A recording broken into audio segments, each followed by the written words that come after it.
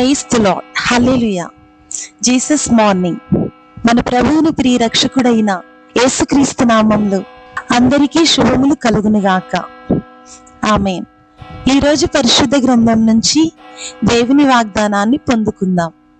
ఈరోజు తండ్రి వాగ్దానము: ఈ గొప్ప సైన్యమునకు మీరు భయపడకుడి, జడియకుడి.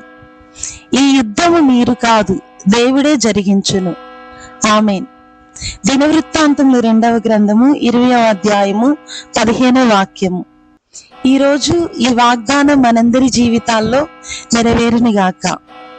దేవుడు మిమ్మల్ని దీవించునుగాక. ఆమేన్.